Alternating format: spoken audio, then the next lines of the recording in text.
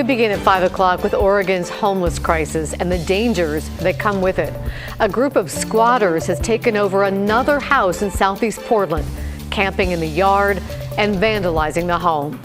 Thank you for joining us. I'm Laurel Porter. And I'm David Molko. Neighbors say it has gotten so bad at one point the home caught fire, threatening those next door. Our Blair Best reports from the community that some say now feels like a war zone. It's the piercing sound of a neighborhood on the defense. Workers remove damaged fence posts. Jacob Adams' latest attempt to block his family from the house next door. It's been horrible. He lives next to one of the many abandoned homes in southeast Portland, overrun by squatters. Explosions and theft and screaming and pounding at 3 o'clock in the morning on the roof. So we are going to approach this house right now. It seems a little alarming just by the looks of it. There's a lot of graffiti and X's on the doors. You can clearly see that there's been a pretty big fire. So here we go. This video shows a fire in mid-February at the property, spreading to Adams' fence and tree. While I'm putting the fire out, my wife is hysterical, and propane tanks are igniting off within feet from my face. He says it felt like a war zone. And I'm thinking, is this going to be, am I going to, save my wife and my house and then I'm not going to be around or, critically injured? All right, so we're in the backyard now and we're watching our step because there's lots of needles and empty tequila bottles here in the yard. Now we're told that no one is here right now. We've tried checking on the tent. No one's been home, but we're told that they come back at night. Now, if you look this way, this is the damage from the most recent fire. Neighbors tell us this isn't the first time that this home has caught on fire. This is actually the fourth. Another thing they shared with us is that they often smell secondhand fentanyl smoke wafting over their fence. The Portland police have been amazing, which has been really, really nice. But they can enforce laws when the homeowner doesn't trespass the people that are living there. When it comes to squatters, police can only act if they can prove there's criminal trespassing, which has to come from the homeowner. What's the response been like from the homeowner? Practically nothing. As far as I'm concerned, he's irresponsible. He didn't want to do anything with it. We talked on the phone with a person who represents the owner of this building. He tells us that the plan is to demolish the building and that they understand how difficult this has been for the neighbors.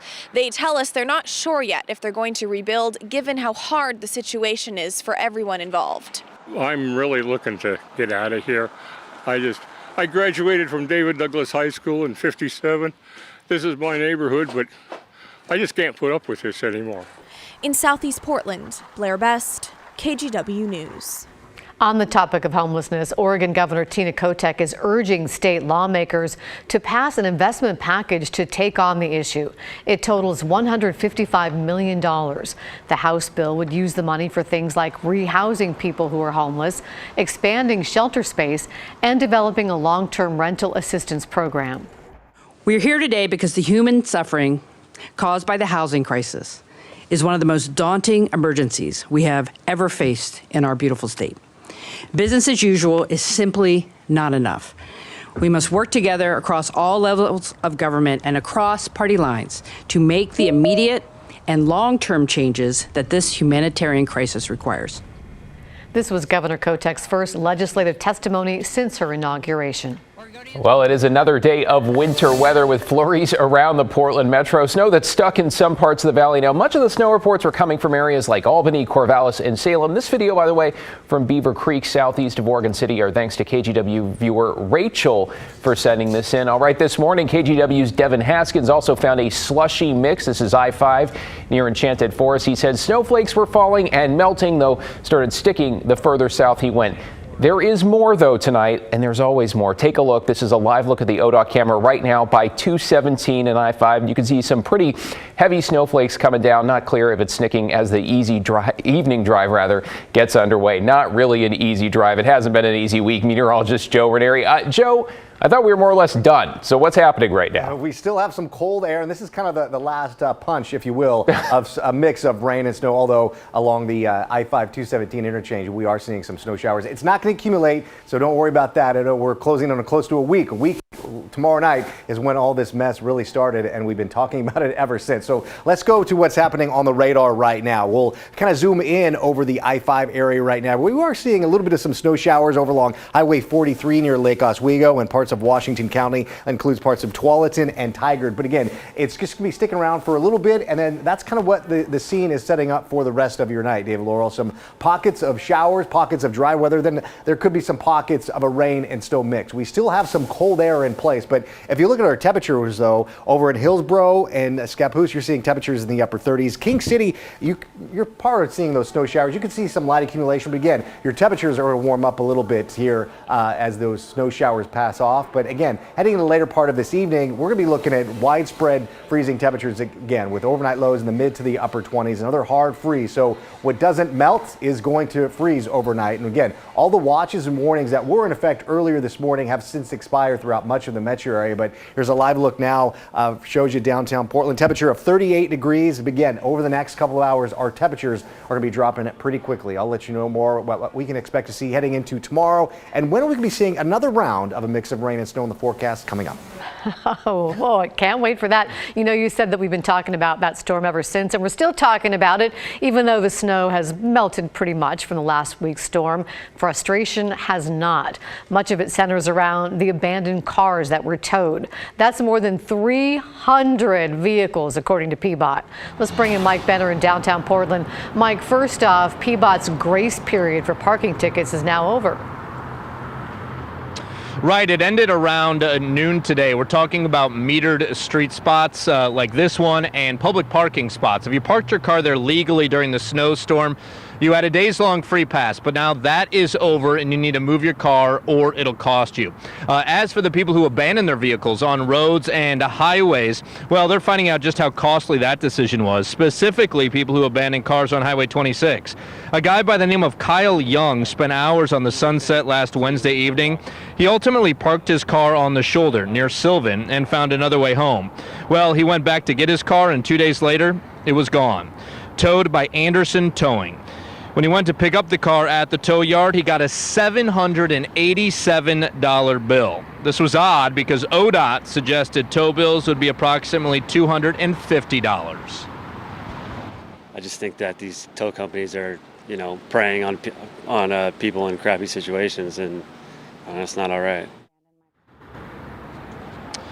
All right, we talked to another woman who got a high tow bill from Anderson Towing, heard from others via email. So we, of course, reached out to the company for an explanation, and they told us they reserved comment at this time and hung up. Back to you. I just have a feeling, though, you might keep calling. Thanks, Mike. We've got an update tonight on a mass overdose at a McMinnville home. Police have now arrested a man they say sold fentanyl-laced cocaine, killing one person and sending 6 other people to the hospital. Now, 28-year-old John Kyle Donahue now faces federal charges that could mean 20 years or more in prison if convicted. According to court documents, he sold cocaine to the victims on the morning of February 10th, but warned them it could contain fentanyl. Records show one of the victims used a home test kit, which found some of the drugs tested negative for fentanyl. One victim even stated that they knew immediately after taking the drug something was wrong. Documents say the suspect drove 3 of those victims to the hospital. The man who ran over multiple people on the PSU campus in 2018 has pleaded guilty. 65-year-old Greg Porter admitted to 2 counts of attempted murder and was found guilty except for insanity on a 3rd count. 5 years ago, Porter ran over 3 women on PSU's campus in downtown Portland. Prosecutors say he also tried to hit a second group of people. Porter has been in the Oregon State Hospital since his arrest and will stay there for at least part of his 15-year sentence. Well, let's talk about mental health challenges and young people tonight, because Portland teenagers have led a discussion and raised issues that caught the attention of both Oregon's governor and the top health official in the country. Evan Watson is here now. And Evan, we don't often hear from teens directly about what they need most. What'd you learn?